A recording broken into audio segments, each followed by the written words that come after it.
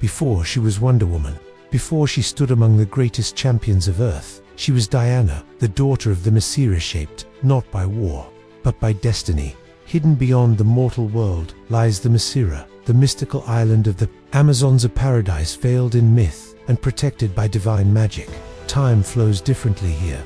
Mortal empires rise and fall, while Themyscira remains untouched, a living monument to the will of the gods. Created by Zeus and the Olympian deities, the Amazons were charged with a sacred mission to guide humanity toward peace, truth, and enlightenment. But when mankind descended into greed, conquest, and darkness, the Amazons withdrew themselves from a world that no longer deserved their light. It was into this sanctuary that Diana was born, not of mortal womb, but from clay, sculpted by her mother, Queen Hippolyta, and given life by the gods themselves. She was a miracle child, gifted with strength, wisdom, and beauty beyond comparison.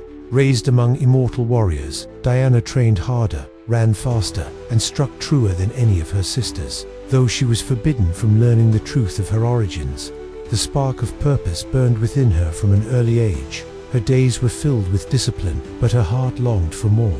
While the other Amazons saw the outside world as fallen, Diana believed it could be redeemed. She would often sneak scrolls of ancient history, marvel at tales of lost empires, and wonder what lay beyond the mists surrounding her island. There was a restlessness in her spirit, call she could not silence. Then came the day the sky broke.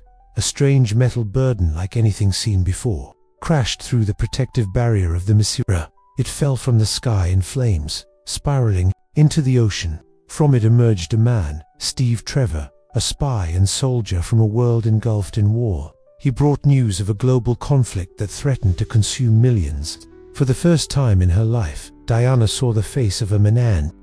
She saw pain, desperation, and honor. Against the wishes of her mother and council, Diana made her choice. She would leave Themyscira. She would step into the world of manhood as an exile, but as a champion. Not to follow Steve Trevor, but to follow the voice within that told her this was her destiny. Before her departure, she was granted the sacred relics of the Amazons, the lasso of Hestia, truth incarnate, indestructible bracelets of submission, symbols of both protection and humility, and a sword known as the God Killer, or so she was told. As her ship crossed into mortal waters, Diana's heart pounded not from fear, but from certainty. She wasn't just entering a new world, she was stepping into her purpose. The world she entered was broken, torn by World War I, its skies choked by smoke and its soil soaked in blood. Mankind seemed beyond salvation, but Diana did not see weakness. She saw the flicker of hope. In every child hiding from bombs, every nurse tending the wounded, every soldier standing against tyranny, she saw the very humanity the Amazons had given up on.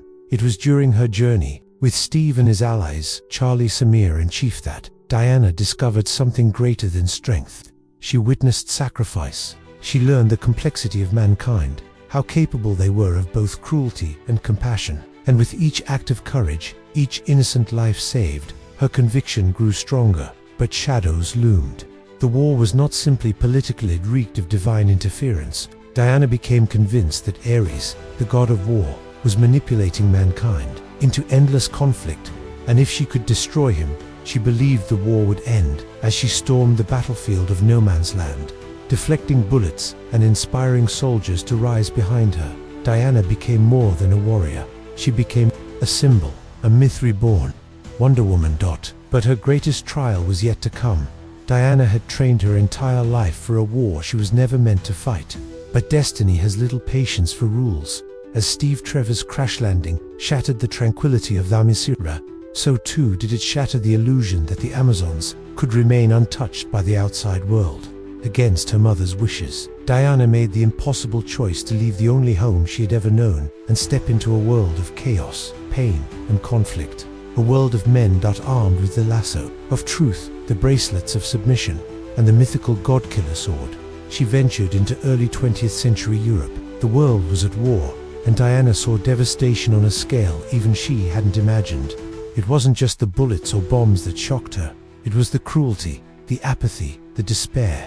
For a woman forged in truth and honor, man's world was a battlefield of broken ideals. But she did not falter. in the trenches of World War I. She did not see soldiers or enemies. She saw lives in need of saving. When the generals stood still, when commanders told her that the no man's land could not be crossed, she did not hesitate. She leaped. She walked into the storm with shield raised and hope blazing in her eyes. The world saw a miracle. Steve Trevor saw a goddess, but Diana saw only duty. Together, she and Steve discovered that behind the war's darkest horrors stood something more ancient, something divine. Ares, the god of war, had not perished as the Amazons believed. He had adapted. He had whispered into the ears of men, sowing hatred, breeding conflict, twisting the world toward destruction. And now, Diana stood in his path. The confrontation between gods shook the earth. Ares revealed the truth about her sword. It was not the god-killer. She was born not from clay alone, but as the child of Zeus and Hippolyta. Diana was divine, a demigod, the last weapon forged to kill a god. The battle was fierce, lightning against lightning, might against will. But Ares underestimated one thing: Diana's heart. It was not rage that gave her strength. It was love. Love for Steve, for humanity, for the innocent and the broken. And in the moment of her greatest loss, as Steve sacrificed himself to save the world, she unleashed her full power. Ares fell. The war ended, but the scars remained. Diana chose exile. She returned to the shadows, fading from the world that had both inspired and wounded her. In museums and myths, she became a whisper, the warrior who had once defied the gods. But she did not forget. She wandered through the decades, a silent protector, watching as man stumbled, rose and stumbled again. She bore witness to progress and pain, to the rise and fall of empires. She walked battlefields long after the fighting ended, grieving silently. For each life lost, a guardian without glory, a hero without praise. But in her solitude, she never lost hope, because she knew the truth, that even in man's broken world, there was always something worth fighting for. And when the darkness rose again, when ancient forces stirred and a new age of heroes began to dawn, Diana knew her time in the shadows was over. The warrior was ready. The world would know Wonder Woman again. Decades passed, but the fire within Diana never dimmed. As the 21st century crept forward, mankind stood on the brink once again. This time, the threats were not just wars of nations, but beings of immense power, forces beyond comprehension, shadows rising from the edges of the universe. And amid this chaos, two titans clashed: Superman, the alien messiah, and Batman, the vengeful guardian of Gotham. Diana watched from afar, reluctant to step fully into the light. She had learned the dangers of entangling herself in the affairs of men, but as cities trembled and fear spread like wildfire, she knew that silence was no longer an option. When the monstrous Doomsday was unleashed, a creature born from Kryptonian nightmares and Lex Luthor's madness, the world saw devastation descend from the sky. Even the combined might of Batman and Superman faltered against the beast. And then, from the thunder and flame, she arrived, not as a myth, not as a whisper, as a warrior, with sword gleaming and shield unyielding. Wonder Woman stood shoulder to shoulder with gods and legends. The battlefield trembled beneath her boots as she met Doomsday's fury head-on, unafraid, unwavering. Her battle cry echoed through the ruins, and for the first time in a century, the world saw the Amazon unleashed. But with triumph came tragedy. Superman fell, sacrificing himself to end the creature's reign. A god slain to save humanity. The world mourned, and so did she. In Superman's death, Diana saw a reflection of her past: sacrifice, hope, and the terrible cost of heroism. But more than that, she saw a symbol, a rallying cry for something greater, a league, a union of protectors who would stand guard against threats no single hero could face alone. When Bruce Wayne sought her out, he did not find a recluse, he found a leader. The wisdom of the Amazons and the pain of centuries had tempered Diana into more than a warrior. She was now a guiding force, someone who believed not just in strength, but in unity. Together, they began searching for others: a speedster from Central City, a cyborg forged from alien technology, and an Atlantean heir torn between land and sea. Diana extended her hand, not with command, but with compassion. She knew that what made a hero wasn't just power, it was purpose. And when the storm came in the form of Steppenwolf, herald of Darkseid, Diana led the charge. Backed by gods, machines, and men, She helped form the Justice League, not just a team, but a beacon. She fought with relentless fury, her blade dancing through paradements, her heart burning with purpose. In battle, she was ferocity incarnate. In peace, she was the voice that steadied the uncertain. For Diana, this was more than another war. It was a stand, a statement, that humanity, though flawed and fragile, was worth everything. That the lessons of Themyscira and the wounds of the world could birth something greater, a legacy of unity. That the League triumphed, the Earth was saved. For now, but in the quiet after the storm, Diana understood something deeper. The threats would never end. Heroes would rise, fall, and rise again. But her place in this new world was clear. She was no longer just an Amazon, in exile, no longer a warrior in the shadows. She was a symbol reborn. She was Wonder Woman, not of Themyscira or of man's world, but of both.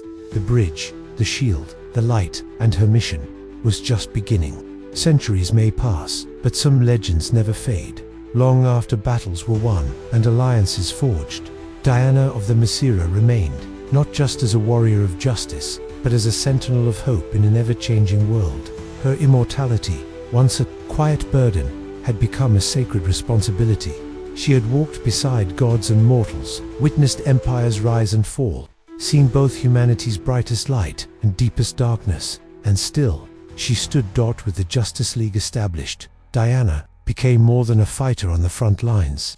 She became a symbol of unity, a moral compass for those who bore the weight of power. As threats from beyond stars loomed and ancient evils stirred once again, Diana was the unwavering voice in every war council, the hand that steadied the shaken, and the heart that never surrendered. Yet the battlefield was not always of blood and steel.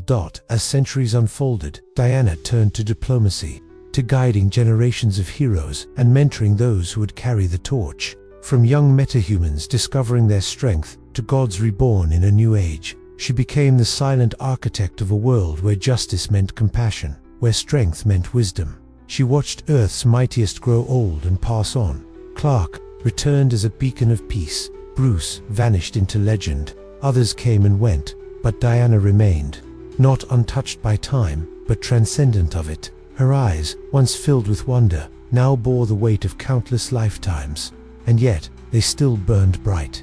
But destiny, as ever, was not finished with her.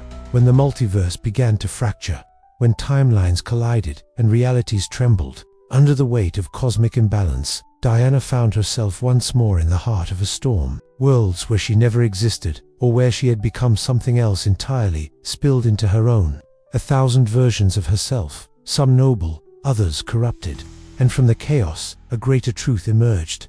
Her legacy was not bound to one timeline, one era, or even one world. Across the multiverse, Wonder Woman was a constant, a force, a myth made flesh. Whether a sword-bearing queen, a futuristic enforcer, or a goddess of war, the essence of Diana endured. Compassion, justice, strength, love, to mend the fractures of reality. She stepped beyond space and time, joining forces with variants of herself and other champions from divergent Earths. In these wars beyond comprehension, she did not seek glory. She sought balance. She fought not for dominance, but for harmony.